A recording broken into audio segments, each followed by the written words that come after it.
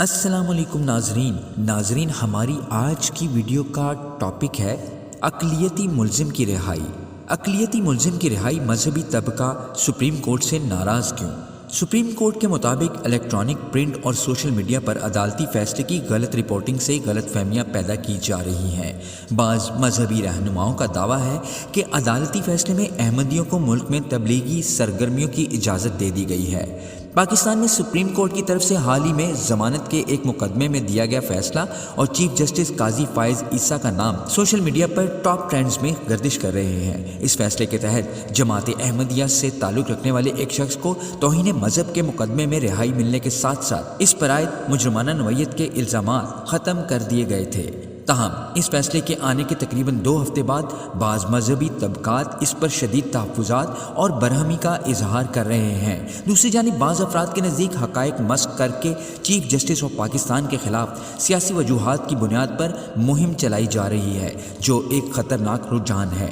جمعرات کو supreme court کے ترجمان کی جانب سے جاری کردہ بیان کے مطابق الیکٹرانک، پرنٹ اور سوشل میڈیا پر سپریم کورٹ کے ایک فیصلے کی غلط رپورٹنگ کی وجہ سے کئی غلط فہمیاں پیدا کی جا رہی ہیں۔ اس بیان کے مطابق ایسا تاثر دیا جا رہا ہے جیسے سپریم کورٹ نے دوسری آئینی ترمیم یعنی مسلمان کی تعریف سے انحراف کیا ہے۔ تاثر دیا جا رہا ہے کہ مذہب کے خلاف جرائم کے متعلق مجموعہ تعزیرات پاکستان کی دفعات ختم کرنے کے لیے کہا ہے۔ پاکستان میں سپریم کورٹ کی طرف سے حال ہی میں ضمانت کے ایک مقدمے میں دیا گیا فیصلہ اور چیف جسٹس قاضی فائز عیسیٰ کا نام سوشل میڈیا پر ٹاپ ٹرینڈز میں گردش کر رہے ہیں۔ اس فیصلے کے تحت جماعت احمدیہ سے تعلق رکھنے والے ایک شخص کو توہین مذہب کے مقدمے میں رہائی ملنے کے ساتھ ساتھ اس پر عائد مجرمانہ نوعیت کے الزامات ختم کر دیے گئے تھے۔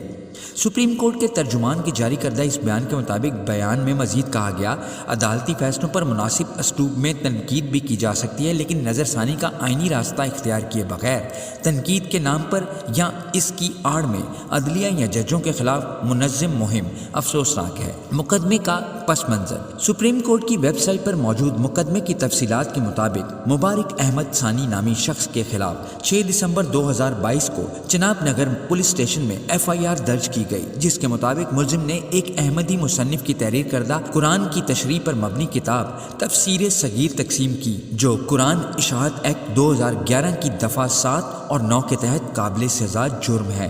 ملزم پر دوسرا الزام یہ تھا کہ اس نے خود کو مسلمان ظاہر کیا، جو مجموعہ تعزیرات پاکستان کی دفعہ 298C کے تحت جرم ہے۔ ملزم کے خلاف تیسرا اور آخری الزام یہ تھا کہ وہ توہین قرآن کا مرتکب ہوا، جو تعزیرات پاکستان کی دفعہ 295B کے تحت جرم ہے۔ اس FIR کے تحت ملزم کو 7 جنوری 2023 کو گرفتار کیا گیا اور ایڈیشنل سیشن جج کی عدالت اور لاہور ہائی کورٹ سے ملزم کی ضمانت خارج کر دی گئی، جس کے بعد یہ کیس سپریم کورٹ کے 2 رکنی بینچ کے سامنے آیا۔ قائد اعظم یونیورسٹی میں شعبہ قانون کے سربراہ ڈاکٹر عزیز الرحمان DW اردو کو بتایا، 298C کو FIR سے ختم کرنے کا فیصلہ سپریم کورٹ کو نہیں کرنا چاہیے تھا۔ یہ معاملہ ٹرائل کورٹ میں جانا چاہیے تھا، لیکن چیف جسٹس کی نیت پر شک کرنا اور فیصلے کو قادیانیت کی تبلیغ کی اجازت یا سازش قرار دینا بالکل لغو اور فضول بات ہے۔ ہمارے مذہبی طبقات کو سیکھنا ہوگا کہ فیصلوں سے اختلاف ضرور کریں، مگر نیتوں پر حملے نہیں۔ جسٹس قاضی عیسیٰ نے حالیہ برسوں میں قرآن و سنت اور شرعی حوالہ جات کو عدالتی فیصلوں میں جس انداز میں ذکر کیا وہ قابل تحسین ہے۔ ایسے شخص کے بارے میں گھٹیا انداز میں کمپین کسی طور پر مناسب بات نہیں ہے۔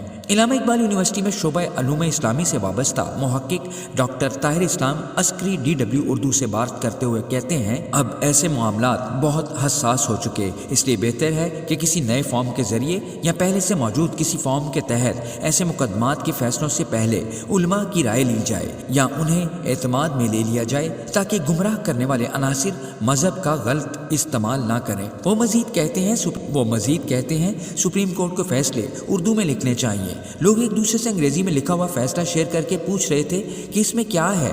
اگر لوگ خود فیصلہ پڑھ سکیں تو بہت سی غلط فہمیوں سے بچا جا سکتا ہے۔